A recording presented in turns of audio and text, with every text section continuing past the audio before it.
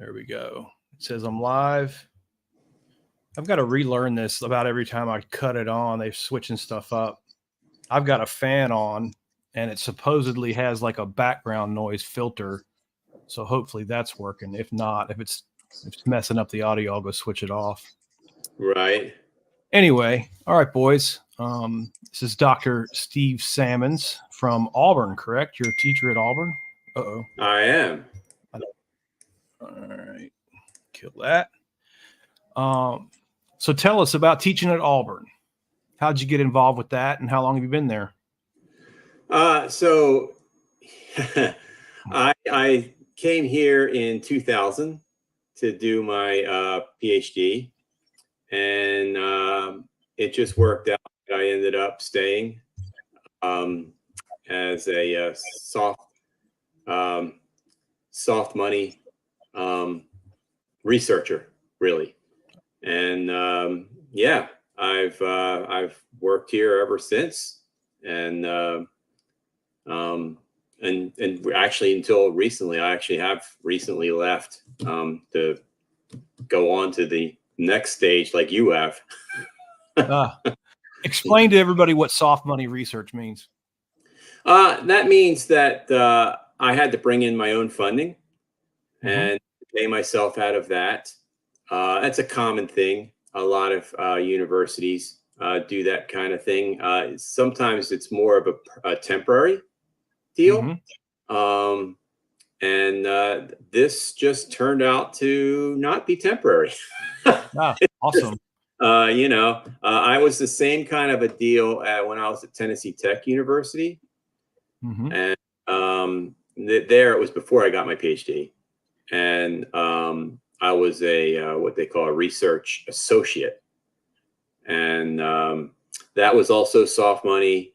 In that case, really most of that money was brought in by the guy I worked for, Phil Batoli. And when I first transitioned here, Mike Messina, who was my PhD advisor, he kept me here, and I was working on some of his projects, kind of basically running his lab for him, essentially. And then I started getting my own money, and it was a mix for a while. And then I ended up bringing in enough money that I could just go out on my own. And he retired, really, essentially at that point anyway. And so I just kept doing the same things we had been doing. Yeah, I've just been very lucky, very blessed, honestly. Yeah, I hear that. I'm assuming I'm going to pull my hat off and show it to the camera. This is one of the projects, right? The shoal bass. Yes, sir. Yeah. That's right. Yes. So Mike always said that problems are opportunities, and so the shoal bass research came out of the blue. Literally, it came out of the blue. One of the last things that Mike did before he retired was Alabama had come to him and said, hey, there's this bass that lives in a few of our streams right around Auburn, right outside of Auburn, in the Chattahoochee Basin. No one has really looked at these fish like forever. And we weren't sure, like how are they doing, kind of a thing. Right. And so he got that project. I had already been finished my PhD, so I was working for him as a research fellow, and I got involved in some of that research. I had fished for him, so had Mike. We had fished for them, a mutual friend of ours who worked for George DNR out of the Albany office. And that's when I did my PhD on Lake Seminole. So that was the office that was over Lake Seminole. And so I got to know him really well because it was their project. And so he fished for shoal bass in the summer on the lower Flint River. And he got his master's degree from Auburn, which is when Mike met him. And he and I had both fished for him, but we never really thought we'd ever work on them. And so to make a long story short, he brought this grad student in. We surveyed those 4 streams and found that they were gone from 3 of them. And they only existed in Alabama in a single 600-yard stretch of shoals on this one creek. Really? And what had been replaced them with was a whole bunch of non-native spotted bass. Right. And literally right as that project was wrapping up and the kid was writing his thesis, a couple anglers, one of whom, Drew Gregory, caught some fish out of the upper Flint River that looked an awful lot like spotted bass. And so now in Alabama, shoal bass were kind of a conservation fish because they were only found in a very small part of the state. They didn't have any major fisheries for them. And so the concern there was more, is this fish okay, kind of a thing. But it wasn't like, oh my God, people are fishing for this fish and the fishery's in trouble. But in Georgia now, that's a whole different ballgame. Right. So our research showed that, in the 40 years that happened between the last time anyone had ever looked in those creeks and when we did, the shoal bass went away and were replaced by these spotted bass. That's all we really knew. We didn't know why. Nobody was there looking, Right.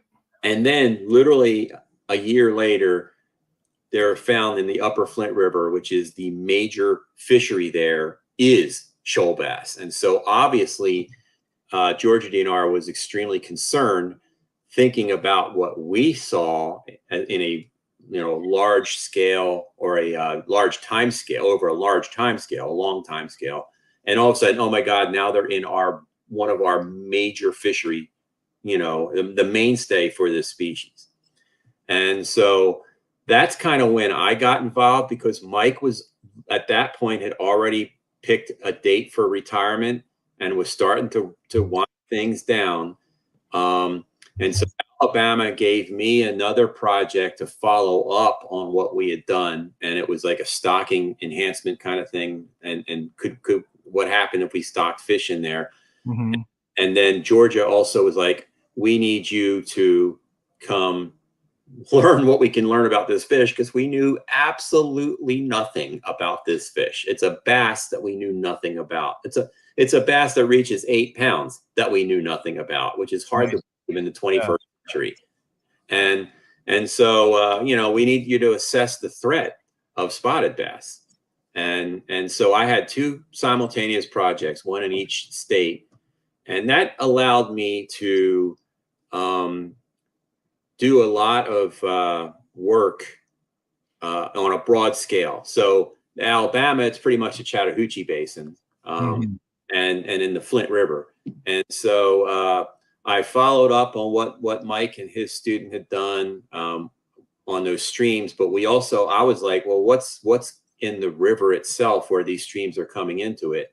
And so we sampled there. And this wasn't like, I wouldn't call this science as much as just going out and saying, what kind of bass are in the Chattahoochee River, in Columbus, in Valley? What's there? How many shoal bass are there? Right. And so that was all that was. But that became an important part of the question, to be honest. And then in the Flint, where we have them, there it was like, well, what can we find out about this fish? And so we did a telemetry study on all 3 species, largemouth bass, shoal bass, the 2 native ones, and then small spotted bass. We were looking at them simultaneously to see, do they do the same things? Do they live in the same places? That kind of thing. I did a food habit study. That was just on shoal bass and spots. What are they eating? Do they eat the same kinds of things?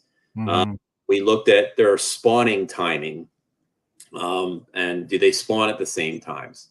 And then just after that was just a basic age and growth and an exploitation study. How many, what do they keep them? Do they not keep them? That kind of a thing. So I was a blank slate because we literally knew nothing about the fish. You had no data at all.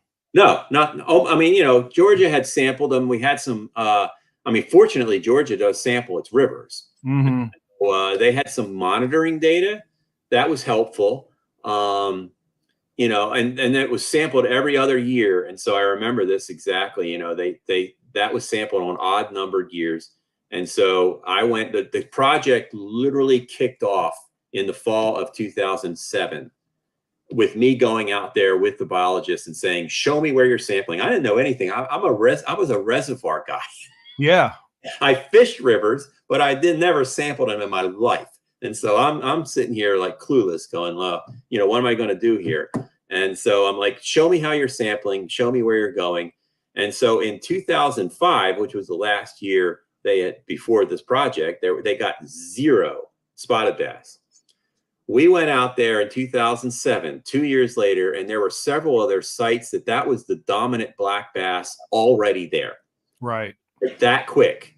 Oh, yeah, I believe it. I think Drew, one of the ones, so I knew Drew already from like the Georgia River Fishing.com, the old fishing boards that they used to have before social media killed them all. Yeah, yeah. And so I already knew him, and I think it was in 06 when he posted that picture of what was sure up a spotted bass that he caught from the Flint River. I'm like, oh God, that's not good. But still, to go from a couple random pictures to holy crap, here we just collected 30 bass at this site and 20 of them were spotted bass. Oh my God. I mean, you know, it was amazing how fast it happened. Now, do you find that they're hybridizing with them or are they just that's outcompeting them? Very good question. So what we found, because that was obviously one of the questions too, and that wasn't really, and I'm not a geneticist, but we did actually start taking samples, tissue samples of these fish. Sooner or later, we'll get them looked at, and we did. And so in the Chattahoochee, there's extensive hybridization. But in the Flint, it's been minimal. And they're not really seemingly out competing them, thankfully. A lot of the stuff that we found was, okay, they do have pretty similar diets, but spatially, they don't overlap all that much. The shoal bass are really in their mainstays in the shoals, as their name would suggest. And spotted bass are not a huge fan of the actual shoals. They like fast water. They like some fast water, but they don't want to get right in the middle of a giant shoal, a waterfall, or anything like that. And so I think that helps spread them out. And reproduction wise, you know, the two fish kind of overlap in timing, but they're. Now all these years later, I can look back and say, you know, okay, they definitely do not spawn in the same areas at all. Right. But yeah, it was such an interesting study, just because you're not used to, you know, it occurred from 2007 to 2012. At that point, you never think you're going to work on a bass where things surprise you, like come out of left field, like holy crap, surprise you. You know? Right. Oh yeah. And it was a constant surprise. It was a constant surprise. You know, that the hybridization in the Chattahoochee River was nuts. Right. Well, what strikes me is like I've been in both rivers, and you mentioned it prior. The habitat, there was just a few small places where the upper Flint River doesn't look anything like the Chattahoochee. There's a lot of riffles. There's a lot. And I wonder if that the difference in habitat's what's helping the shoal bass. Yeah. Yeah. There's a lot of theory out there about the effects of an invasive species is mediated by the quality of the habitat. You know, or how intact the ecosystem is maybe a better way of saying it. So the Chattahoochee is extremely altered. And, you know, there's at the time that we had started the study, there were 14 dams on the Chattahoochee River. 2 of them were taken out in Columbus, so we're down to 12 now. But in the entire Flint River, there's only 2. Mm-hmm. And happen to be within about 30 miles of each other. So the upper Flint River, where we did that study, it's one of the least altered river systems probably in the southeastern United States, especially a rocky riffle ones. Like there's a couple, the Altamaha River is one that comes to mind in southeast Georgia, Sure. that goes through a lowland swampy area. And that thing there's nobody that lives around there. There's no dams. That's a very unaltered system too. But that's a, lowland river, oxbow kind of a thing. And yeah, big surprise. With all the swampy area down there, it's hard to build cities. And so there's not. Yeah. But and it's hard for anything to survive the damn flathead catfish that are in there too. Well, right, exactly. But but a rocky river like the Flint, an upland rocky river like the Flint, those are typically where people have built. And when I say typically, I mean these decisions were made 150 years ago about where are we going to stay, where we live in, and for some reason it's just got skipped. It got passed over. I mean, of course, the river itself starts underneath Hartsfield-Jackson International Airport, right. So it doesn't exactly begin very auspiciously, but it goes through a swamp right south of there, and swamps are nature's big cleaning ecosystem. So when it comes out from that swamp, it's actually a pretty good river already. Good water quality. Then. Yeah, it has almost 200 miles of undammed river before you get the first dam, and that makes it one of only 40 rivers in the entire country that have that much undammed river. I didn't know that. Also very rural, so it's totally different than the Chattahoochee. Oh yeah. And I also think too that part of the state, just in my limited experience with sampling around there, you've got better limestone, you've got better hardness and alkalinity around there. I'm sure you do. I'm sure. Yeah. And so the spotted bass do not seem to be doing there what they did in the Chattahoochee. But there's still a lot left to figure out, to be honest. I mean, think about largemouth bass. We know an awful lot about them, and they've been studied for 70 years and probably 100, but I mean, intensively for darn close to 70 years. Shoal bass have now been studied intensively for 10. Right. Got a long way to go. A little bit behind. So there's questions about like the tributaries that flow into the Flint River. There's an area where the fish might be more compressed. Is that there's less diversity of habitats in these smaller streams, or maybe there's more of a problem. But the main stem Flint, which of course on the management level is the most important thing. If the main stem Flint still seems to be good. Georgia DNR still continues to monitor the river. They still continue to take tissue samples and do genetic surveys. They still find minimal hybridization. They find a few, don't get me wrong, but it might be 10%. And the Chattahoochee, it's more like the opposite. It's like about 60 to 80%. Oh, wow. Okay. I've been out there with them before looking for broodstock to bring into the hatcheries and then, spawn. And of course, you got to screen the broodstock. And I remember this one time we were in Valley, Alabama, and it was me. And I think if I remember correctly, it was my full-time worker that I had with me. And it was 2 Georgia DNR biologists. And we collected, I think it was 15 fish, something like that we all agreed were pure shoal bass. And they took them to the hatchery and ran the genetics. And like 8 of them were hybrids. Jeez. Yeah. And it's like, and we threw out a whole bunch that day that we were like, look at it, go hybrid. Look at it and go hybrid. Hybrid. So, I mean, the hybridization over there is really crazy. Right. And, so it kind of matches that the hypothesis that when you're in an altered system, invasive species can have a greater effect on the natives than in a more pristine system where the natives are able to either outcompete them or carve their own niche away from them or something like that. And that seems to be on a broad scale what we're seeing so far in the Flint.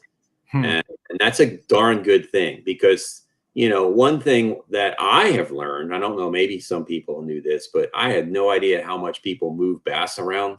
Yeah. But, Well, I mean, you took the words out of my mouth right there. I was yeah, I tie that cannot all believe. into reservoirs and bring that into like why you shouldn't be transporting fish. I say it all the time on mine. Stop moving fish around. There's a great conversation to lead into that, because when you're bringing spotted bass into a reservoir, that's not a native environment for anything. That's a No, man-made right, lake, right.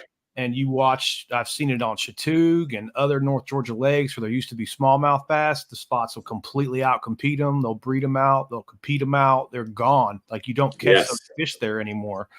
right. It's all 1 pound spotted bass. And Yeah, then to tie that into the catch and release phenomenon, now you've got a fish that you need to be harvesting, and nobody's keeping a bass. right. Pay people to keep bass anymore. No, no, So, no, you're right. The last place people are keeping bass are still in rivers. And that was the one thing that we found out, that was another one of the surprising things, because so like I said, reservoir guy, background was reservoirs. And I grew up, if that's what you want to call it. I started my career already, nobody was harvesting bass in reservoirs, I mean, that right. was a big thing. And then I do this exploitation study in the Flint River and find out that, harvest was about 25% there, which is what they used to harvest out of reservoirs. I mean, I was like, wow, Right. people, and these are shoal bass, Oh, wow. people that love shoal bass, they love them, but they still like to eat them too. I Right. mean, Right. and that was fine. It wasn't doing any harm to them, Right. but it was really surprising to see that, and then you spin back to the last shoal bass project I did, which was on the lower Flint just a couple years ago. Yeah. Even down there, people harvest bass. They harvest largemouth more often than they harvest shoal bass. Largemouth, though, I mean, again, 20%, Really? about 15%. That's really Wow. for the 21st century. You're not going to find that in any reservoir, or really not even any small impoundments. No. And, so it's really funny. There's still some folks that like to harvest bass who fish rivers, but that's Yeah. the last place. And Right. the same thing that happened there eventually when whatever generation that is passes away, and the new folks who are into all the catch and release and the tournaments and all that are now your mainstay there. But as of right now, they still harvest fish, and that was really surprising. And that really, one thing that did for us was, one of the things I did for them in the upper Flint was look at the population dynamics and should they increase the size limit? And the answer was, yeah, you should, because we were worried about the fish going away. But I was like, the data clearly showed that a 15-inch minimum would increase the number of big fish in that population by a substantial amount, because harvest was between 12 and 15. The current limit then was 12. And so, and that's why that 15-inch minimum got enacted there, which is now statewide. And, the same thing was the Flint River. I mean, lower Flint River is that, if you want to increase more 5-pound shoal bass, then a bigger limit's not a bad idea. And, that's one of the, but you can a length limit only works if people will harvest fish. Otherwise, Yeah. anything you want on there, right? And it won't Right. matter. Yeah. But It won't that matter. case, that tool was still available to us. Yeah. The guys in the reservoirs have given up on that. I mean, there is no such thing as structuring a population with a length limit anymore in reservoirs. That's gone. Yeah. Been It's gone like these guys my keep whole blaming career. the biologists for all this stuff. And it's like the biologists can pass any rules they want to pass. If nobody's keeping any fish, you're not changing the population dynamics at all. No, So, not at all. you can No. make the slot limits whatever you want. If nobody's keeping anything, it doesn't matter. Right. And that just seems to be up here on these guys. They're just over their heads, and they have this false narrative of, the bank fishermen have harvested all the big bass out. It's like, no, you don't have any big bass because you haven't harvested anything in 30 years. Yeah. Duck. Yeah, I really think that might very well have, so one of the things that we don't think about a lot as biologists, is the number of really big fish. You know, that's a hard thing to get at, to be fair, because we can't sample them very well. You know, 8-9 pound bass in a reservoir, they're often offshore or doing something that you just can't get to them. There's not a lot of them anyway. I mean, you know, and Right. you know, so it's not usually, you know, there's exceptions, Texas, Lake Fork, a couple of the other places where that is a question, like how many 10-pound bass are there? But usually we're just worried about what we call size structure.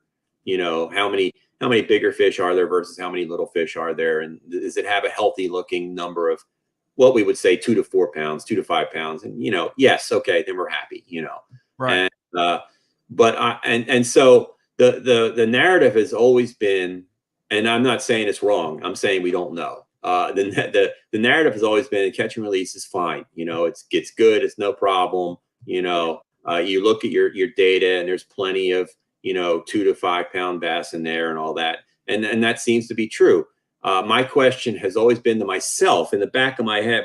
Sometimes I have these little things that just whisper in my ear, and it's like, I don't know how you would even figure this out. But I wonder, a lot of these reservoirs used to produce 10-pound plus bass on a lot more regular basis. And I'm talking long after the boom bust part of it, you know, talking about only like 30 years ago. And a lot of these reservoirs are 80 years old. You know, the boom and bust happened back in the 60s. So this is Right. past that. Yeah. Fala is one just down the road from here that, you know, just doesn't hold really big bass anymore, seemingly. And I wonder if harvest being zero, essentially, I mean, you know, the couple times it's been looked at, you're looking at like 5% harvest. I mean, that's nothing. Natural mortality rate in these lakes are like 20%. So, I mean, that's nothing. Yeah. You haven't done I anything. wonder if, yes, there's plenty of 4-pound bass in that lake, but I wonder if one of the factors as to why there's so few 10-pound plus bass in Lake Eufaula anymore is that, you know, there's just some lack of food resources. The growth slowed just enough, not enough to worry about 5-pound bass, but it's slowed just enough. And the natural mortality rate is high enough that almost nothing can reach 12 pounds anymore. Right. Because, you know, that 30% harvest that we used to have in that reservoir, you know, back in the 80s was allowing, you know, enough food resources for those fish to make that jump from 7 pounds to 10 pounds. And it just isn't happening anymore. I don't know that. I don't know how we would even figure that out. But you have to, you wonder about that, because what is the common denominator in every reservoir in the United States? And that is harvest is almost zero. And just in my lifetime, and really in my adult lifetime, it was 30%, 20 to 30%, just 3 decades ago. Right. And you wonder, does that have any effect on just the upper end? You know, no one could argue that, you know, it's affecting 5-pounders, but I wonder about the teens, the 12s, the 10s, you know, or even the 9s. You know, I wonder. I mean, those are old fish, and every year you're losing 20% of them just because fish die. You know, I mean, it's a numbers game. I mean, eventually, if the growth was a little faster, and you know, you had 15% of the fish reaching 9 pounds, and now it's slow enough that you only have 5% of fish reaching 9 pounds, that would be a big difference in what you can catch there. And I mean, population dynamics wise, sheer numbers, it makes sense. Now the question would be, how could you ever be sure that it's having that effect on growth? You know, if it did have that effect on growth, it's easy to model what would happen.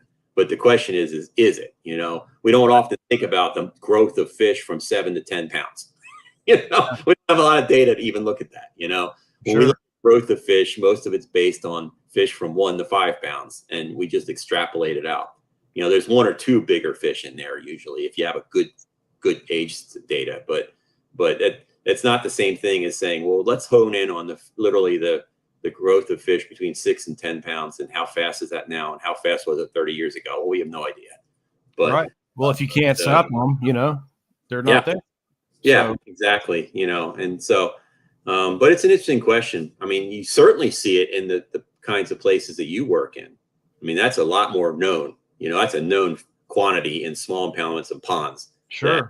That's a very easy thing. Like, there's only this many food resources. In this case, you have a simple, one of the problems with reservoirs, especially in the Southeast, there's like 50 species of fish that live in there. It's not just bass. Exactly. Yeah. It's a really complex. It's a very complex. And that's why ponds, it's like, look, I mean, you see the exact same thing in ponds.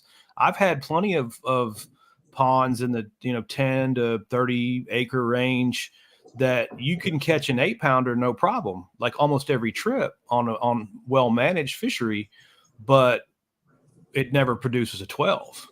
Right. And then you get the guys coming to you. It's like, well, I'm catching 8, 9, 9.5, I'm catching those fish all the time, but why am I not catching a 12? And it's like, well, you've got some crappie in there. You've got some chain pickerel in there. You got a couple competitors in there. Different ponds, different scenarios, things like that. But getting those fish up to a really big size, getting them north of 10 pounds is a difficult task. Yeah. I mean, all you have to do is just look and see, what management strategy consistently does do that. Yeah. Bass stocked at extremely low rates with a lot of food dumped in. Yeah. That tells you all you need to know. That's pretty much. Yeah. That's the only foolproof way to do it. Yeah. The only places that I've magic. seen, consistent 10-pound fish in smaller impoundments are gizzard shad is part of the forage base. Mm-hmm. And you'll get textbook information that'll tell you don't want gizzard shad in a small impoundment. But my electrofishing surveys have shown if you're going after trophy management, gizzard shad are important forage resource. Right.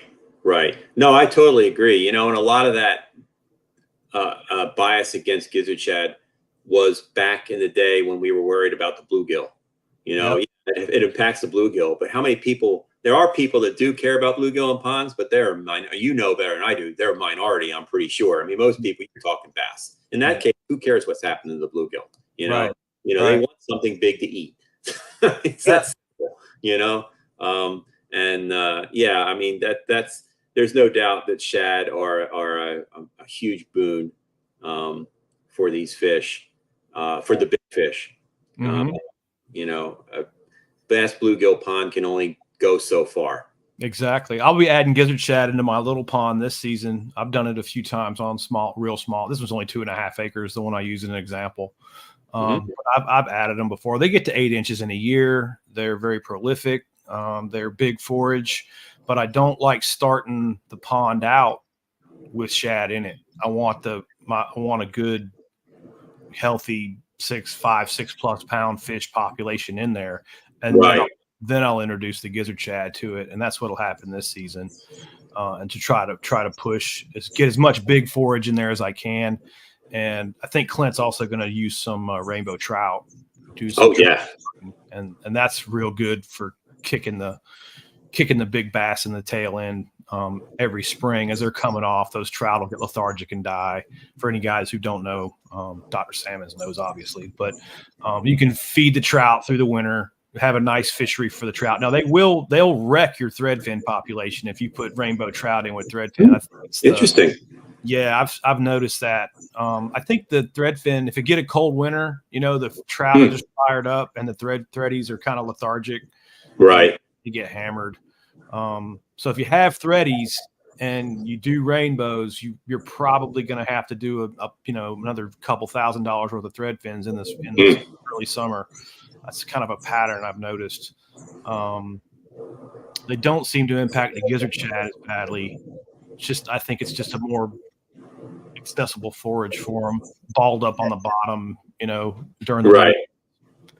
But we tried, and I've noticed that about threadfins in the small impoundments too. We tried introducing them in the Sugar Hill Outdoors pond, and they just didn't take. And I've seen that before. They can be real kind of temperamental forage, really. Sometimes they go in and do great. Other times, not so much. And this is one of those times where they just, they're a couple $1,000 for a load of them. And then you don't get consistent forage production out of them, Right. Well, I mean, I worked on them I worked on one of the things I did in Tennessee on a reservoir was we looked at, or we were doing recruitment studies on a lot of different things, and shad happened to be one of them. And all those reservoirs have both. They have the gizzard shad and the threadfin shad, and they're very different animals. So gizzard shad, they reach about 8 to 10 years old, and threadfin are more like a 2 to 3 year old fish, and that's it. Mm-hmm. And so we did larval sampling fish larvae at night, and that was for a variety of things, but shad was one of the things we were getting. And we noticed that in the 6 years that I did the last 4, but still, 6 years that project sampled out there, we had gizzard shad spawn in only 2 of those years. And the threadfin spawn every single year, because if you only live to age 2 or 3, you better reproduce every year or you're gone. And the shad are more like, if we don't like it this year, we're just going to wait until next year, kind of a thing. And so I would say in ponds, that's probably really helpful, because you do have the thermal limitations with threadfin. So I mean, if you're a cold winter and all of a sudden they'll whack them out, yeah. And I've even seen heat kill them too. They'll die in the pond, and when it gets too hot. Wow. Yeah. I've had them die during real hot summers. It'll kill them in a real fertile pond. I've had a couple fish kills on just threadfins got whacked out of there. Interesting. Interesting. Two trash can fulls of them, just destroyed them. Wow. I mean, but like you mentioned earlier, that reservoirs are these in the unnatural systems, and so both those shad species are river species that transitioned into reservoirs, but I mean, that's not their natural habitat, and I don't know how much and certainly when you start putting them in ponds, that's an extremely unnatural habitat for a fish that used to spawn and live in rivers. Yeah, absolutely. It's hard to say how they make that transition and what limitations they might have. But just with the life history of them, you get a little more wiggle room with a fish that can live to age 8 than one that's only going to live, maybe only spawn once or twice at the very most before it's dead. You have a narrow window there. If they have one bad year, then you have a really bad problem. Yeah, well, I mean, it's great information, because you're kind of reiterating what I've seen in the field, with my experience. It's like there's just wishy-washy forage for a pond. Like some places they do awesome and some places they don't. And I don't know why, that's what I told Clint. I was like, we're going to try them, and they'll do one of two things. They'll kind of be hit and miss, or they'll be awesome. But we're not going to spend thousands of dollars every year trying to maintain a threadfin population. We are going to put feeders on, feed our bluegill, and then throw some gizzards in there and see what happens, Let's see. We got one coming in from John.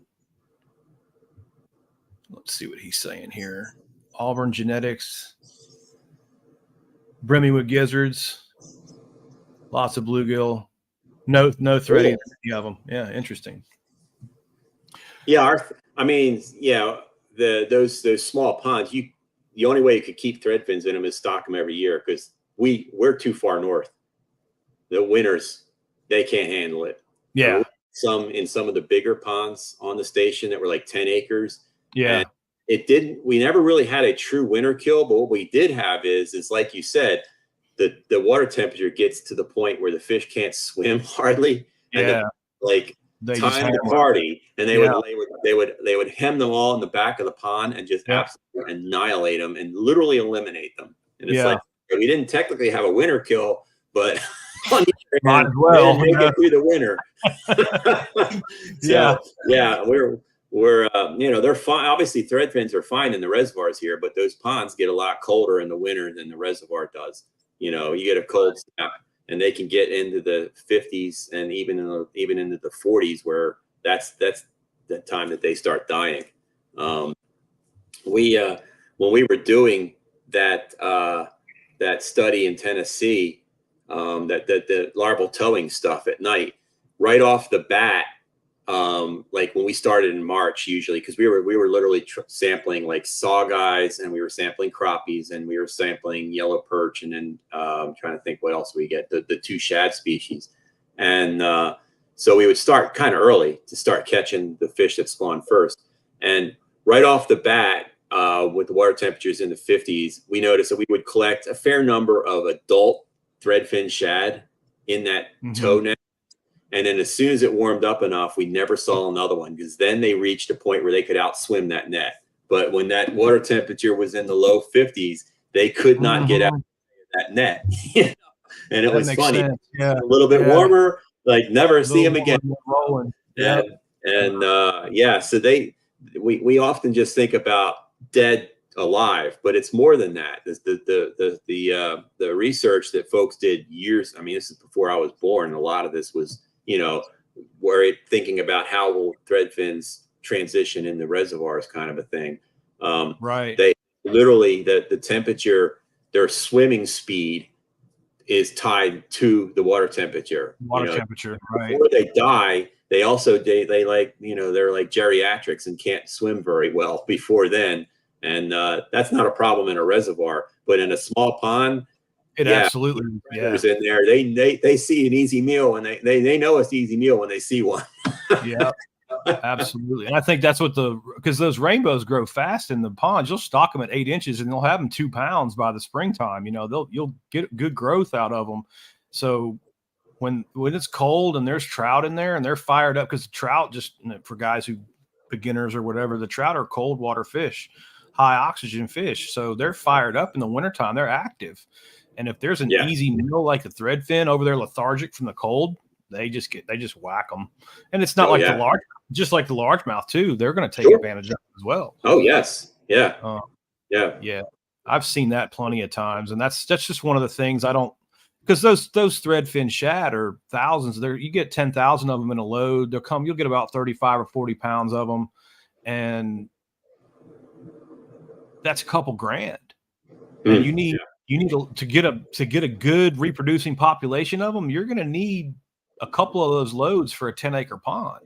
So you're looking at $4,000 to introduce threadfins into a 10-acre pond. Right. 20-acre pond, $8,000. It's not cheap. It's not chump change. No. Yeah, I think you obviously have to make sure your pond is deep and pretty good sized. And you have to be far enough south. You have to be far below the fall line at any rate. Oh yeah. Because you just, you have to think about not only, okay, what's the water temperature? That's easy. Does it ever reach that? I think if I remember correctly, it's like 45 or 46 is the lethal temperature. If it gets below that, they die. Right? I mean, he's like, does it get that or does it not get that? But the other question is, well, how long is it that they're lethargic, and is there places that they can avoid the predation, or are they just going to get wiped out? Because I would have never believed it, but yeah, that one pond in particular I can think of is a 10-acre pond that they wiped them out. I mean, we would go over there and fish for them, because they'd have them all penned up in the back, and it was fish busting all over the place, and it was a ball to go out there and fish for them. But I never thought they would eliminate it. I mean, predators are usually not easy to eliminate something completely. But then we went there, and after we got out of this with the winter and started sampling again, it was like, oh my God, the threadfins are gone. I mean, they're gone. We never saw another one. And I was like, no, well, that was all fun and games, but now they're gone.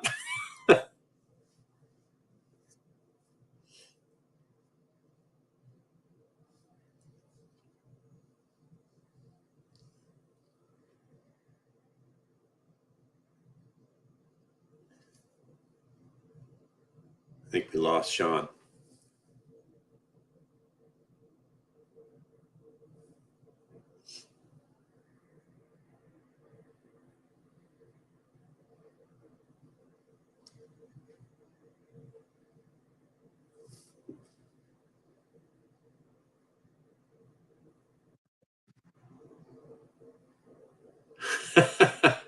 I just got something from Sean, said the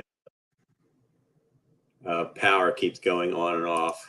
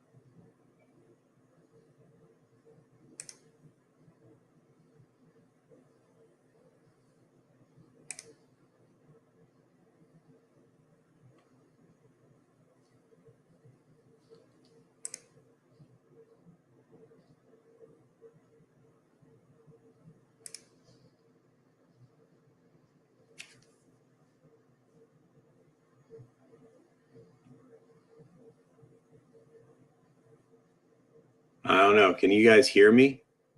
Or am I gone? For some reason, I can't join the chat.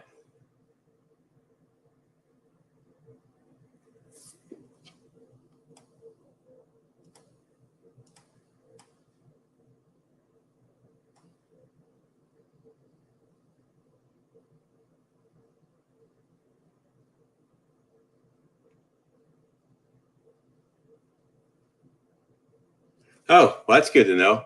Well, I can answer some of those questions. While Sean tries to figure out his thing. Oh, see, he says, hold on, he's coming. Alabama shad. I worked on Alabama shad for a while. They're a super cool fish. They're probably critically endangered, to be fair.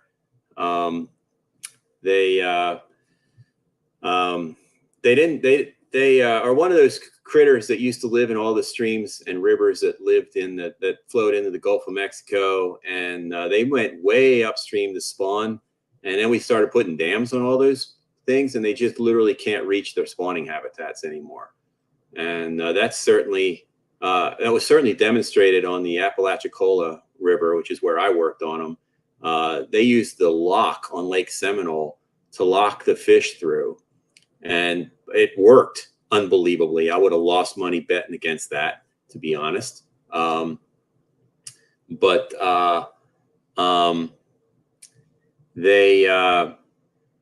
Once they started locking through, the population size just vastly increased, because where were they spawning? They were spawning up above Lake Seminole and the Flint River, all that beautiful shoal habitat up there.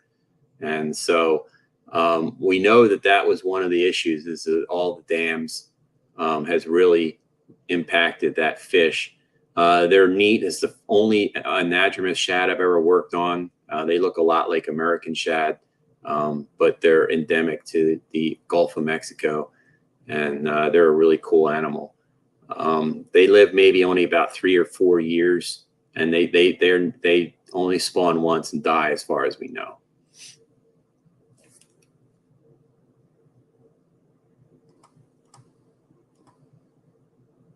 And let me see.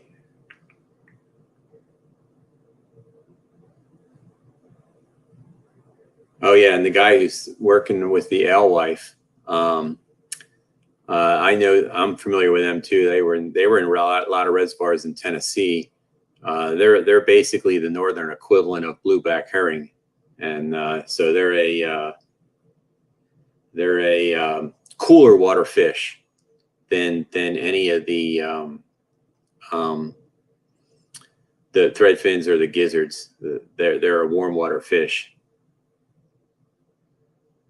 and so they have they're like perfect for striped bass, because they have about the same temperature requirements, which is similar to blueback herring. So in reservoirs in the summer, what do? They go deep, just like the stripers do, because they can't handle the epilimnion. They have to go down to the thermocline or below it if they can.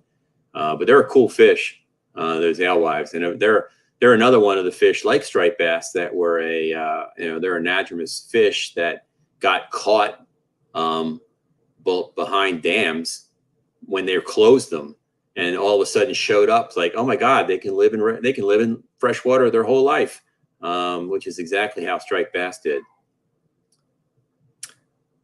And as far as the Alabama shad, there was a lot of research that went on before they started doing the locking. They put telemetry gear on the shad, and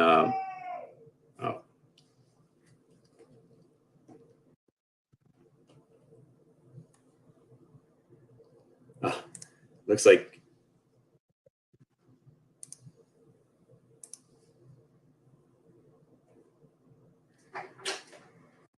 Are you still doing your podcast? Yeah. Sorry.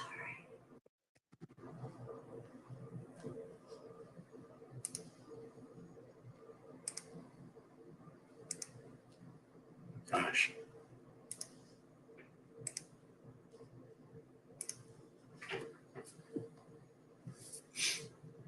Looks like Sean's email or Wi-Fi got wiped out. So I'm not sure what that means.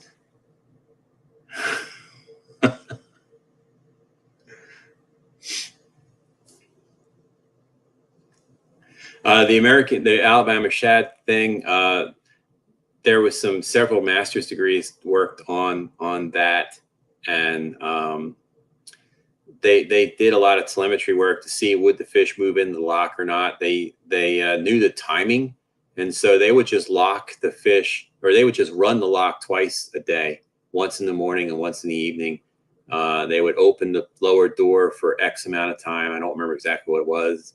They used to have an attraction flow in there where they used to pump, and presumably the fish move in, then they would close the lower door, fill the lock, and then open the upper door for like a half an hour or something like that. And they used to have, we had radio tagged fish in there, so you could see them actually working. And yeah, it was pretty cool. It was pretty cool. So it was a neat study. Yes, you were right. So the Chattahoochee, lower Chattahoochee reservoirs, that would be Eufaula, Andrews, and Seminole, all have lock issues. Eufaula is the most severe. That lock is no longer operational at all. The last I heard, one of the two doors on the lock, I don't remember if it's the lower or upper, but one of the two doors on one side of the lock doesn't open anymore, but one of them does still. So that's, yeah, I don't know, you can get boats in and out that way, but you can get fish in and out that way. I don't know. So I haven't worked on the fish since 2014, 15, something like that. So I'm a little out of the loop now. But the last meeting I've been to where Corps of Engineers was there, they were looking into getting funding to fix those things. And I talked to one of the guys afterwards and said, hey,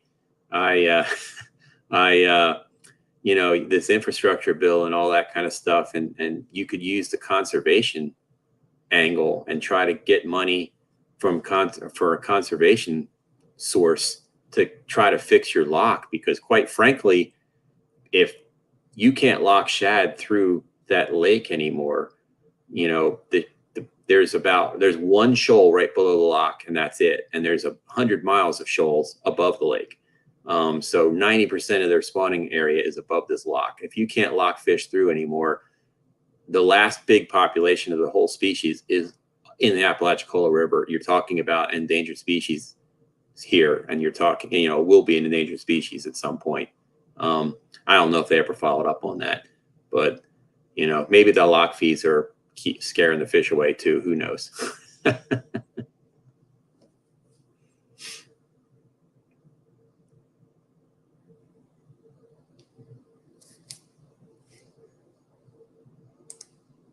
Hey, there we go. Am I back? He's back. God almighty. Yeah, I don't know what happened. I think somebody drove into the phone pole out there or something. Well, I wasn't sure exactly what to do, but the comments. I can see you. Yeah, the comment section saves the day. Thanks, boys. Let me scroll back and see. I know there was one that I missed. Yeah, it's not even raining. That's what I was. It's perfectly nice weather out here today. It's not even that hot. So I don't know what's going on out there. Probably Bigfoot out there hitting the. I live in the middle of the Ocala National Forest, so there's no telling what's going on. Oh, yeah. John asked if the gizzards will eat feed. Will that show up? Yeah, there we go. Yeah, I actually see them get on the feed around the feeder sometimes, John. I don't know how much they benefit from it. Probably a little bit, but alewife. We've got some alewife in a Georgia lake. Carter's Lake has alewife, but it's a super deep, like 400 feet deep place up around Marietta over there. But other than that, I don't have much experience with alewife. Yeah, like I said, they're basically the northern version of blueback herring. Right. They're both anadromous that also transition to completely freshwater existence. They both have a very cool water temperature preference, and you know, so they have to do the exact same thing that stripers have to do. You know, in the summer they go deep. You know, and the reason why they could still live down here before reservoirs was how they avoided the heat by going back out in the ocean. Yeah. Yeah. Yeah. That's how it used to work, you know. Right. But now that they can't do that anymore, they had to make something else work. And so they go deep. And so you have to have a pretty low nutrient system in order to have enough oxygen in the cool water to make it through the summer. Yeah, I can remember the teachers like you at Georgia before the bluebacks got into Lanier. They didn't know what was going to happen. That was don't be a bucket biologist and bring those things in here. But they actually had a benefit. The spotted bass have gotten bigger with the blueback herring in Lanier, and I think they're over in the one over in Ackworth. What is it, Altoona? Now as well. Yeah, they're in Altoona. They're in most of the North Georgia reservoirs now. Now we have them in Lake Martin and Smith Lake in Alabama. You know, yeah, it's like anything else. Some fish win and some fish lose, so this is an effect here because we don't really have them over here. But one of the things that happen in all the North Georgia reservoirs is, the spotted bass love them, but they wipe the walleye out. Because they're fish eaters. They actually eat larvae. Their larvae eat other larvae, and so the fish that are like walleye that have limnetic walleye or larvae, they had a problem. Yeah, why? So the funny thing about that, John, this is a great question, right? So Lake Lanier is from Mars. Is the answer to that question. Yep. Not only have people keep introducing blueback herring all over Hell's Half Acre to try to recreate Lake Lanier, they're also introducing Alabama bass all over Hell's Half Acre to try to recreate Lake Lanier. And what they're finding out, to their intense sorrow, is that whatever wacky magic that happened to combine to make awesome fishing in Lanier with the addition of blueback herring and Alabama shad is irreproducible anywhere else. Yep. And we don't know why. No one was studying it. We have no earthly idea why in the world blueback herring and Alabama shad work together so well in that one reservoir and they don't anywhere else. But so Altoona is like Lake Martin, it's full of 2-pound Alabama bass too. It's not a place that has, giant 5-pound Alabama bass, and of course, Alabama bass and Altoona are native because that's part of the Coosa Basin. So,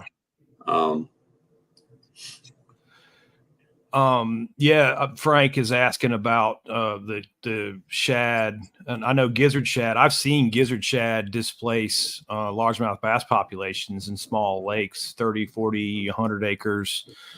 You can definitely.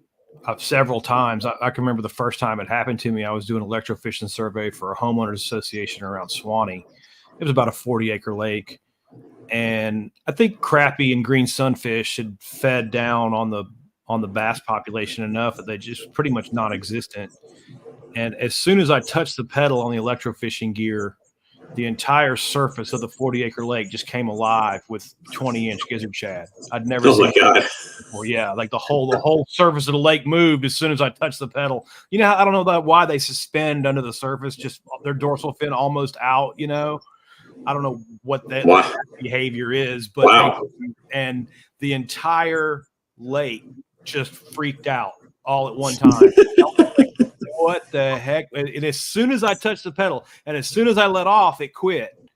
And I was like, what in the world just happened? And I hit it again and the same thing again. And then it was just 20-inch shad after 20-inch shad after 20-inch shad. Oh God. Yeah, it was crazy. But I've seen that a few times. So you can definitely have a biomass swing towards gizzard shad, where the lake is just dominated by them.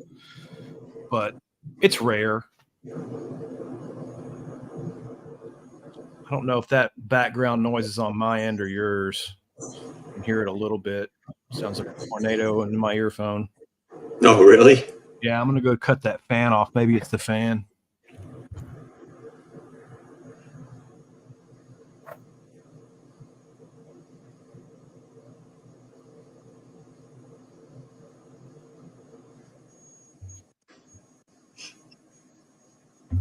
Audio issues. You can do anything you want with video, but man, if your audio gets jacked up, nobody will watch it. I learned that a friend of mine that teaches this stuff. He's like, man, don't mess your audio up. Nobody will watch it. Right. He was dead on right too. Shout out to Kevin Roy, my friend. Thank God for him. He's helped me a ton in my social media endeavors. Awesome. Yeah. Don't mess the audio up. You can Blair Witch Project the video. Don't worry about that.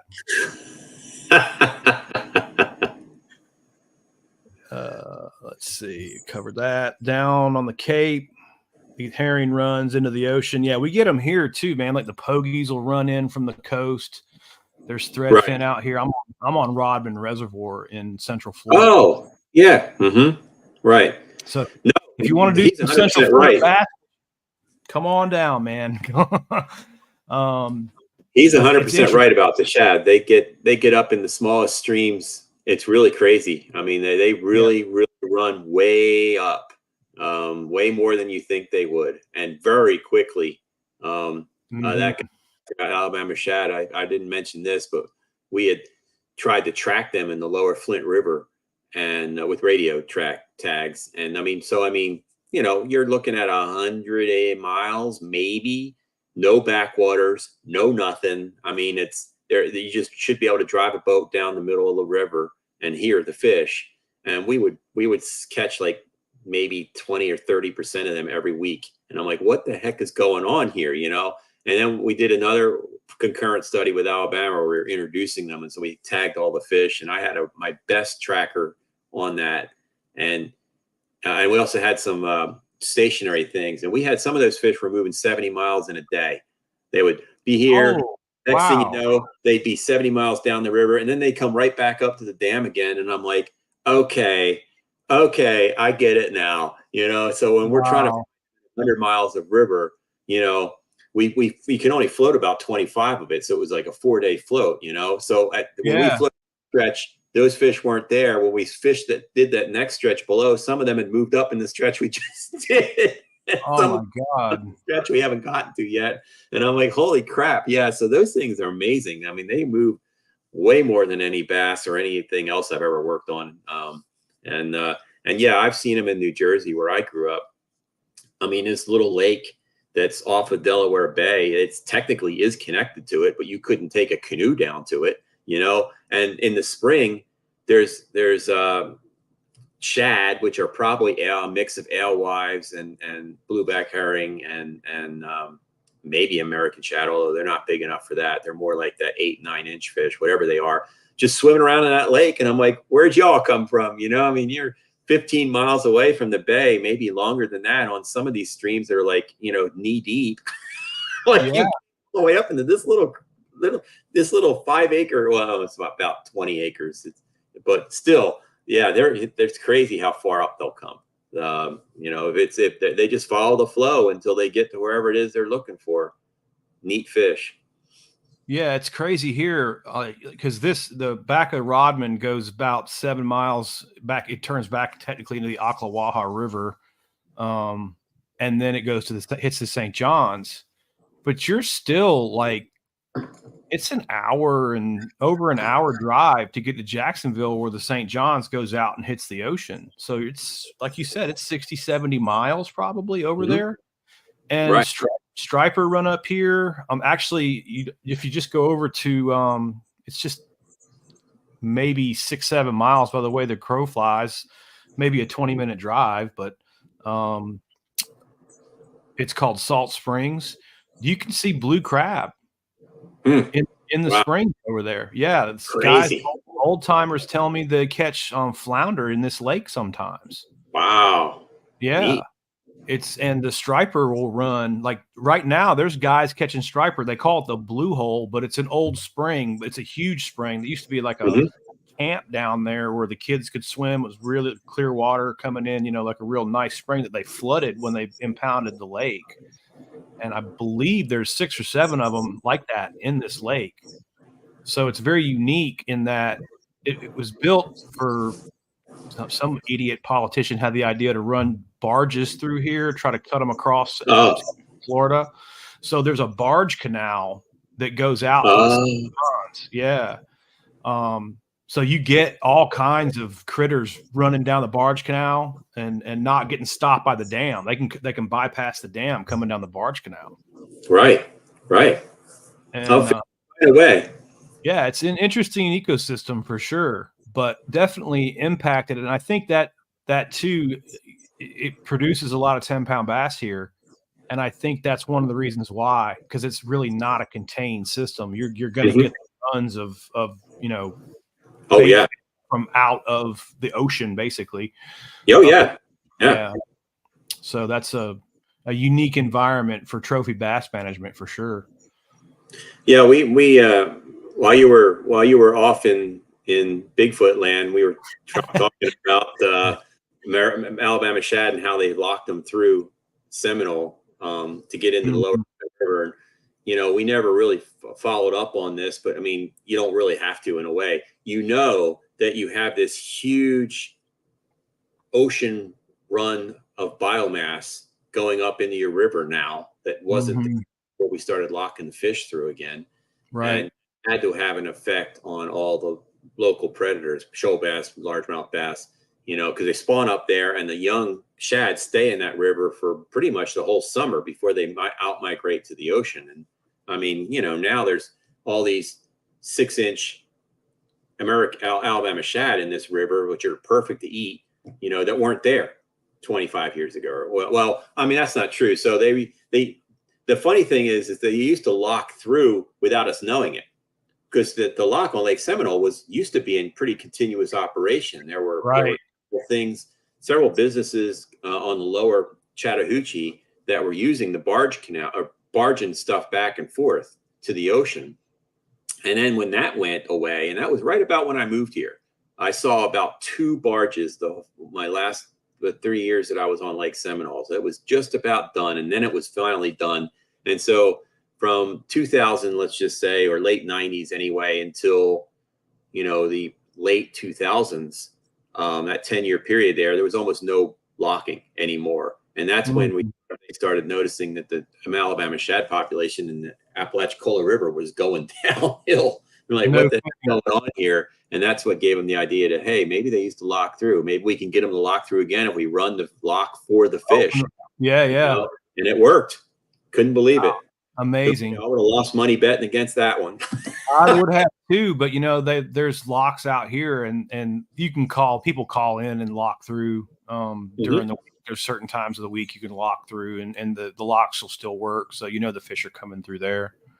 Right. Yeah. They definitely moved through the locks. I'm really surprising. Yeah. Midwest, good to have you in, my friend. He's a long-time follower.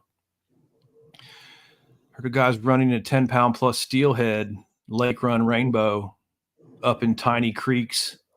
Yeah. Oh, that's cool. Yeah. Awesome. Funny. The fish they sit. I think what they do anyway is they basically wait for a flood, and you would think that they would hunker down in a flood, but they don't. They're like, opportunity time, and they just zip off while the creeks are a lot higher, and then they just wait for the next. If they're done and they're going to go back, then they wait for the next flood, and then they just surf it down. But fish are amazing. The fish movement stuff I've done a lot. I've been lucky to do a lot of fish movement, and every single telemetry project I've ever done has been a surprise. Fish will move way more than we think they do. Way more. Right. Yeah. And I've noticed that too on the emergency spillways on ponds. You'll think even ponds that don't have any feeder streams, it's a watershed fed pond. and then all of a sudden, the huge storm comes, the emergency spillway gets activated for a second where it's just flowing like a stream, around the dam. And the next thing you know, you've got fish that came up the emergency spillway in there, Right. and that people don't realize. They automatically think, oh, the fish are going to get washed out. And it's like, no, the fish aren't getting washed out. The fish, but what you will get is competitors coming in from coming up that flow. And that's, the basic biology of the fish. If you ever try to run your hand backwards down a scaled fish, you can't do it. Scales kick out like that. And that's exactly how they use that to move up through that current. They don't get pushed backwards. There's a lot of work that's been done. None of it's mine, but I mean, there's a lot of work that's been done on a variety of species that, the floods are cues for them to move upstream, and that's essentially, you go out west where a lot of those rivers, the flow patterns have been totally altered by reservoirs. Obviously any reservoir alters flow patterns to some degree, but here in the east, for the most part, or it's a lot less evident here in the east because we get 60 inches of rain a year, so they have to continuously get rid of water out of these reservoirs. It's not the case when you put out in the western part of the country where they get 20 inches of rain a year or less, and so they have totally altered their flows, and that's why a lot of those big river fish, the suckers and the minnows and of course the sturgeon, are having real problems because they don't get the spawning cues. If they get flows, it's not the time of year where they're used to getting flows, and so it messes them up. That those flows, a lot of the work has been done out there because it's been. Are we messing with the spawning cues of these fish? And the answer is yes. Because we're operating the reservoirs for humans, not for the environment.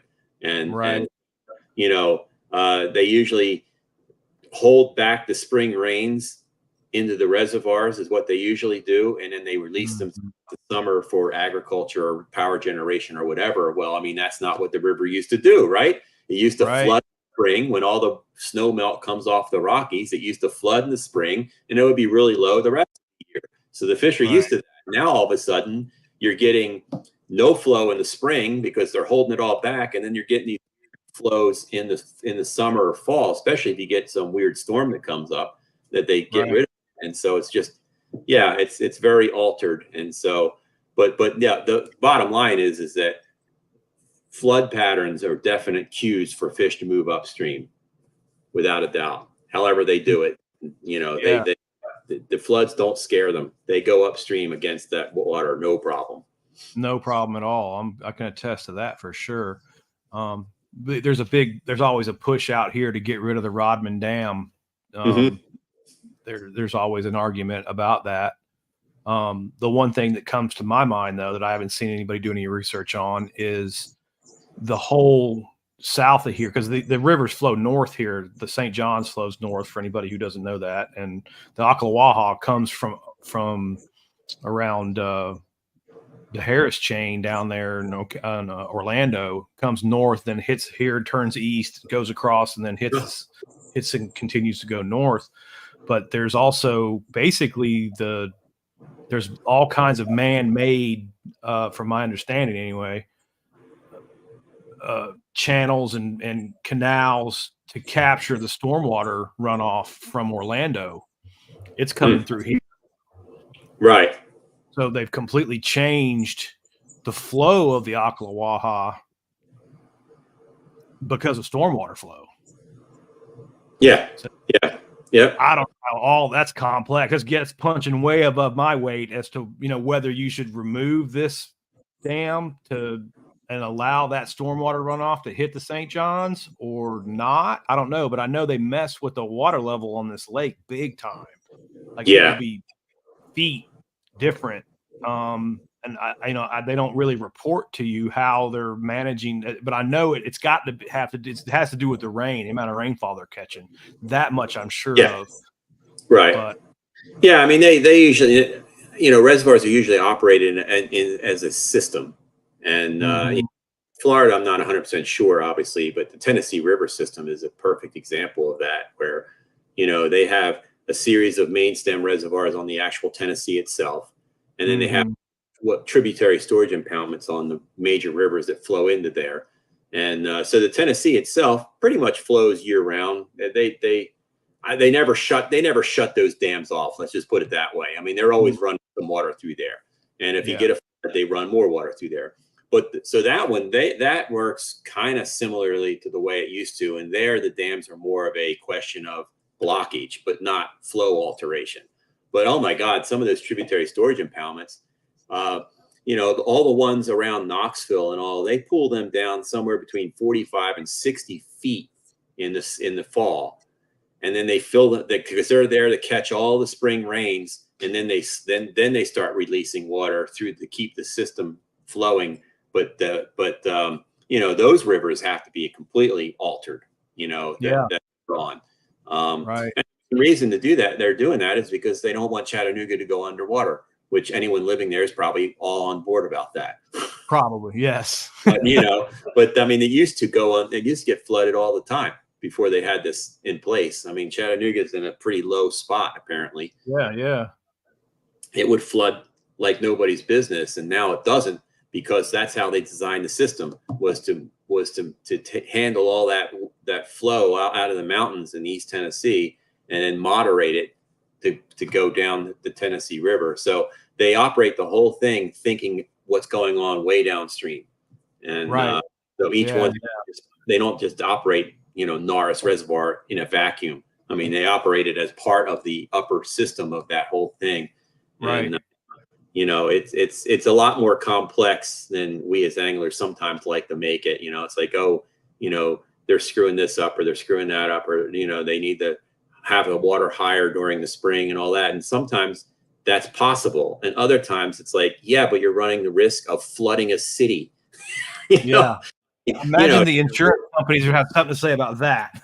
Yeah. I mean, you know, I think we can all agree that the Bass and Norris Reservoir could probably spawn better if it was at full pull, you know, by April 1 every single year, you know. But the problem is that if you guess wrong, you know, and if you fill it up by April 1 and you guess wrong about what kind of spring rains you're going to have, then you're in trouble because you have nowhere to put that water. Because once you get downstream of Norris, it flows into Melton Hill, which is just a run of the river reservoir, and then it flows into Fort Watts Bar, which is part of the Tennessee River at that point. There's no storage.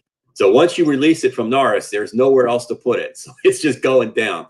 So have to think about that kind of stuff. Even though Norris is way away from Chattanooga, they have to think about that. If they fill it up too soon and then they get floods and they have nowhere to put that water, then that's when people who are living along the river in Chattanooga should be getting nervous.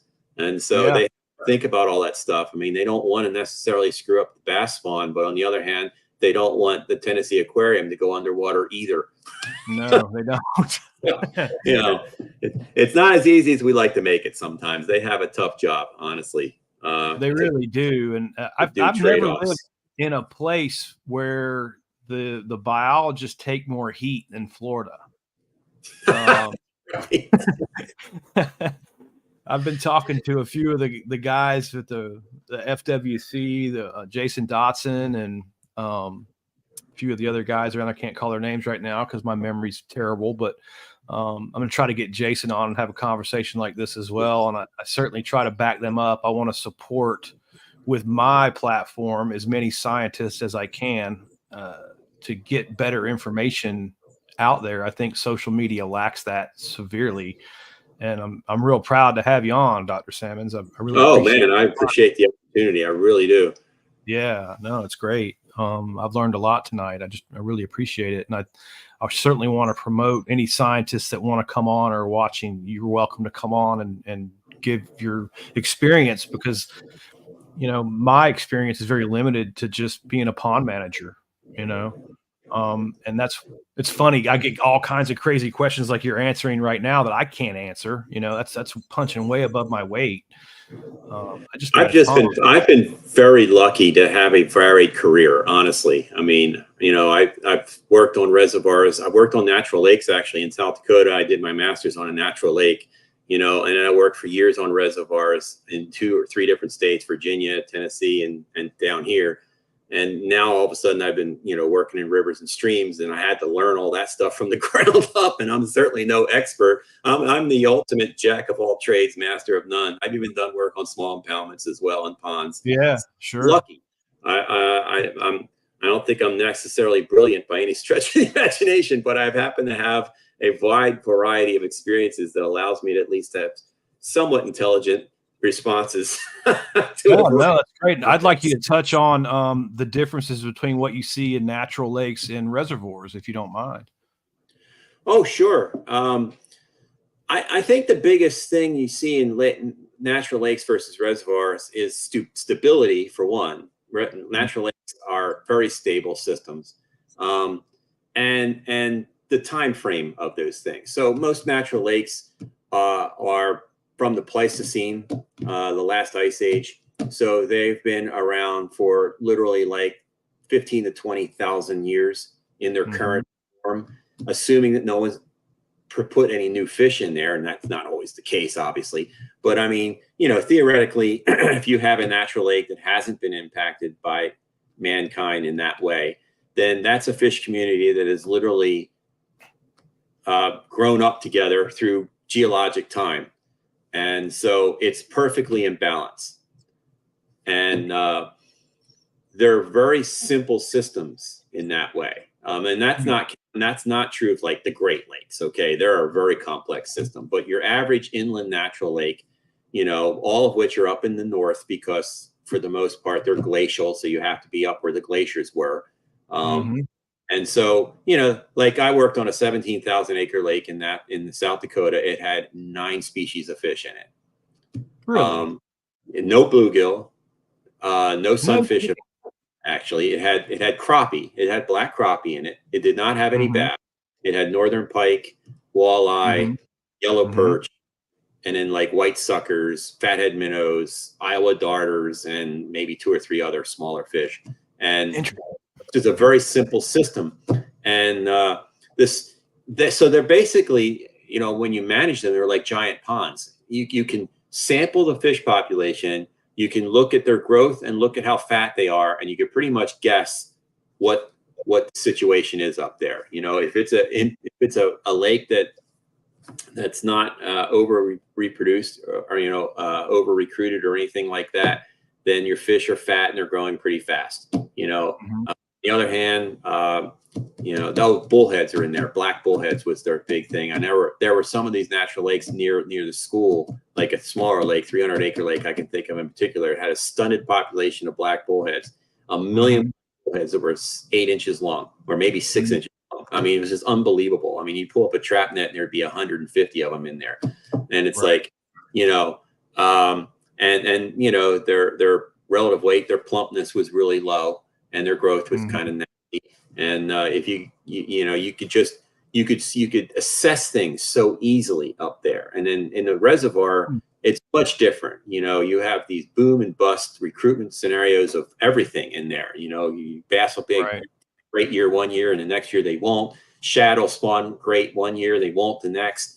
Crappie only spawn every couple years, and so everything's constantly in flux. The shoreline of a natural lake is pretty much the same shoreline that was there before Europeans came. The shoreline of a reservoir just depends on A, what time of the year you're there, and B, what year you're there. How much rain have we had? Right. Yeah. So they're very different. You don't have any river channels in a natural lake. It's just this bowl usually that's carved out by glaciers, and so there's deep parts and shallow parts, and the little bays here and there. But one of the things that we measure in reservoirs is what we call retention time, which is basically how long it takes a molecule of water to enter and then exit the lake. So that kind of separates reservoirs into main stem reservoirs and tributaries reservoirs. Main stem, your retention time is usually a matter of days or weeks, maybe a month, Right. And in a tributary storage impoundment, it's more like months or years. And in natural lakes, it's like centuries. No kidding. You know, Wow. I mean, it's very, very different. I can't remember anymore like what it was for Lake Superior, but it was like 300 years or some crazy thing like Oh that. my God. Yeah, imagine. And so it's just a much, much different environment. And you know, I learned more. I learned them in the class more than I got to work on them, because it was just 2 years and I was gone. And I fished them. I've gone up in Minnesota and fished some of these wonderful places, and you know, but it was neat to see for sure. But yeah, they're the most stable system that we have is natural lakes, and then I've also worked in streams that are the least stable. You Yeah. know, Oh my God. they No kidding. flood all the time, and Yeah. so it's been an interesting career. Let's just put it that way. I've been blessed to work on a lot of different things. Well, that's really cool information. That's I just learned a lot right there. I'm gonna be stealing a lot of that from you. That's fine. All right, let me go back to make sure I didn't miss any questions in the chat here. They're just talking about tips on York River largemouth. Anybody? Josh is asking. I don't know the York River. No, I know it's in Virginia. Yeah. Can't help you there, boss. Oh, they got the bass. That's what you do, man. That's what I did, Josh, when the Elite Series came to Rod. Well, they came to the St. Johns River, but I ran down to the Barge Canal, and I was shocked by the number of Elite Series pros that ran into Rodman for the tournament. Wow. Yeah, Clun came by, and almost the whole. Now the guys who won actually went into Salt Springs, where I was telling you about, where the blue crabs are at. They pulled the winning bag out over there. Yeah. On trick worm, supposedly. But cool. Yeah. I was doing a lot of marking waypoints when the Elite Series guys came here, because they were all up and down the Barge Canal on the lake right here. Helped me out a ton on some new holes. Oh, it looks like Grimy Fishing backed me up on that one. Thank you. 400 to 500 years retention. It's been an embarrassingly long time since my limnology class, but I remembered it was centuries. That's as best I can. That's amazing, man. But my God, how much water is that? I don't even want to know how many acre feet. Oh, yeah. But I use retention time in ponds. It's important to understand that. If you have less than 30 days on a pond, you can't fertilize. Fertilizer is not an option for you. Right. You'll be your water exchange will be too high. And then if you're in Georgia, where you would be fertilizing, and that's another thing, like I get guys having panic attacks that are up north talking about using phosphorus around the water, but of course they're in an area where you can't do that. They've already got really dense plankton blooms and high productivity. Whereas I'm in the exact opposite situation in Georgia. We're on the low end of the productivity scale. But even then, like, there's many ponds that I manage that fertilizer wasn't an option due to the retention time of the pond. It's just, it flowed out too fast, and all the fertilizer is up in the creek behind it. So there's no point in using it. And then that's where your feeders come in. You just straight up feed the bluegill and boost your productivity that way. I thought we might be in that situation at Sugar Hill, but it actually keeps enough of a retention time that we use a little bit of fertilizer and a little bit of feed at the same time. To do okay. But that certainly can be a problem, is too much water flow on small ponds and big watersheds. It'll drop your productivity. Yes, definitely. It has to. Yeah. That like you said about that 30 days, the reservoirs that have a less than 30-day retention time, the phosphorus does not fully express itself in like chlorophyll A and stuff like that. It just doesn't. And so sometimes that's a good thing. Because, I remember when I was in Tennessee, I heard the story from Phil Vitoli about the late 80s. There was some big drought that happened, and Kentucky Lake, the largest reservoir on the Tennessee River, actually stratified for like the first time ever, and they had a massive fish kill because it's a very productive system, but it's okay because if it doesn't stratify, you don't have any low DO. You know, it just continuously mixes, and all of a sudden it's stratified, and the hypolimnion went anoxic in like literally like 4 days. Oh wow.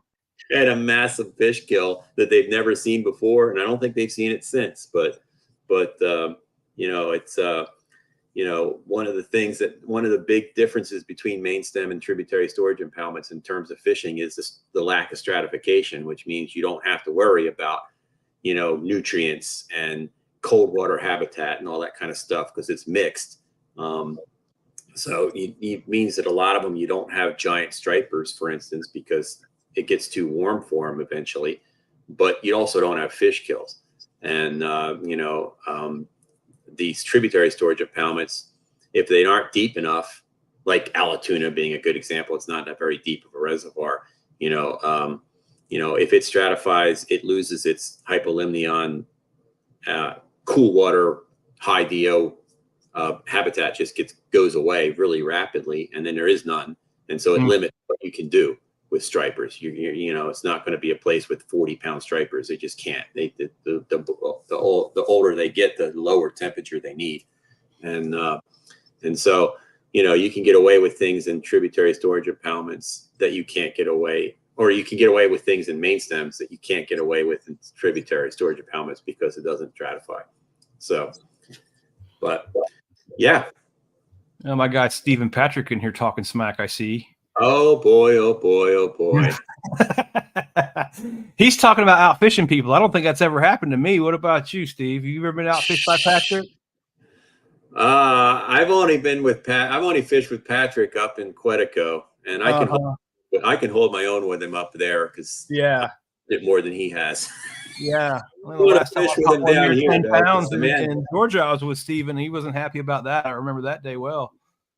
Oh yeah, I wouldn't want to fish with him down here because, you know, of course, this was pre Mr. Patrick with kids and all that other stuff when he was just a maniac, got married. You know, I definitely wouldn't want to try to go against him there because he can catch a fish out of a freaking teacup, man. I'm telling you, he's a good fisherman. We've done a lot of fishing. Stephen was my roommate in college for a year. Oh, wow. Yeah. Yeah. Good dude. What I don't know what you're referring to on the slam, Stephen. You must be talking to elusive slam? What's elusive? I don't know. I don't know what he's talking about. I mean, the only slam I know about is the bass slam. I haven't tried for that one yet. I did though when we went to the to Drew's kayak tournament is where I got to talk to you and took that information from your little your speech on the shoal bass, and that was critical information for me. I actually landed a real nice one. Excellent. 18, little longer than 18. Nice. And yeah, I took it on a fly rod too, so I was really happy. Very nice. Yeah. I was the only guy out there with a fly rod, so I felt good about my chances, and I was right. I only got to fish off a day, but I'm looking forward to getting back up to the Upper Flint and doing that again. What a beautiful river, you know. Just it doesn't even look like it's in Georgia almost. Yeah. No.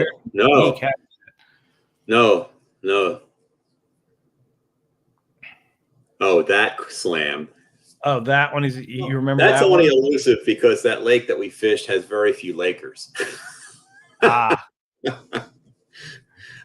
told there's lakes up there. You can do that a lot easier. I don't know, but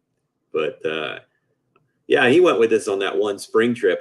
That's still the only time I've ever caught Lakers up there. This fall, 150 feet of water, and you can just forget it. You're not catching them out of a canoe.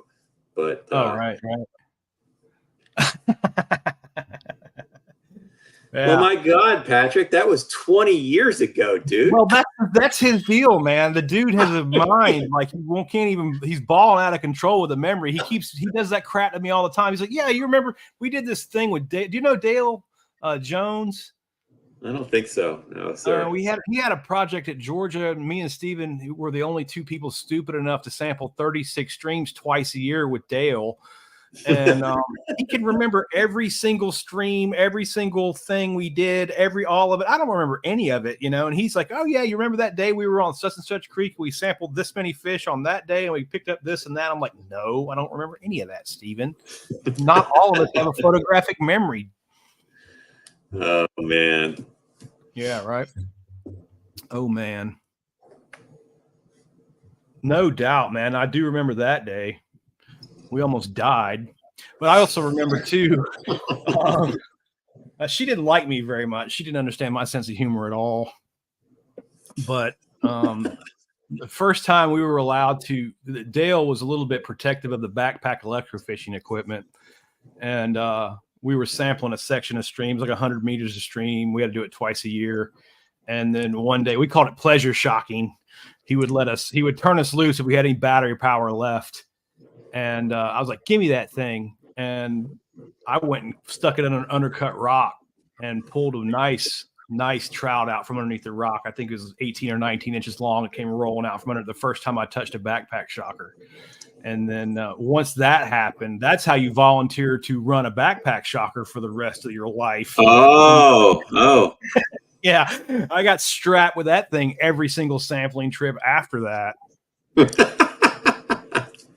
Yeah, and Steven was referring to a day we got caught out in a storm, and it was we shouldn't have been sampling in the stormwater runoff, and she about got washed down river. I had to pick her out of the water wearing a backpack shocker. Nice. He tried to get college help for free on that project. Sure. And yeah, that didn't work out for Dale. He had to start paying us to go do that stuff. He couldn't get a lot of work. What you should be doing. Oh my gosh. Yes. Yeah. So people came all of one time, got a piece of that, and then wanted no more, But my experience with stream sampling was that project. And I was, like you said, I've been very fortunate in some of the projects that I've done just to get enough experience to be able to talk about it at least, Right. Thanks, Frank, man. Frank's been a long time follower, Grimy Fishing there, and he's a good dude, old Frank. Yeah, the war paints, and that, talking about that, it was very interesting to see the diversity in species, because it was a study there. We would do the forested watershed, then we'd come down, do like around agriculture, and then into urban, and it was broken up. Yeah. And it was very interesting to see the differences in species diversity from the forested. And actually, you would think that the urban watershed would have the lowest, but it wasn't, man. The agriculture, where the cows would impact the streams. Oh yeah. You would see the diversity of species plummet around the agriculture. And then wouldn't be bad, too bad. There'd be a lot of trash and tires and whatnot in the urban streams, but still the species diversity would jump back up. And yeah, kind of interesting. Yeah, I've done some work in downtown Columbus that I've been very surprised at the diversity in those streams right in Metro Columbus. And they're and some of the bass in those streams are amazing. I'm telling you. I was like, a 3-pound bass in some of these streams that are like right next to a industrial park. And I put up a series of those videos this past week, actually. Yeah, I've been watching those. I've been enjoying watching the stream sampling stuff. For anybody who's not following Dr. Sammons on his YouTube, go check that out. He's got some cool stuff going on over there.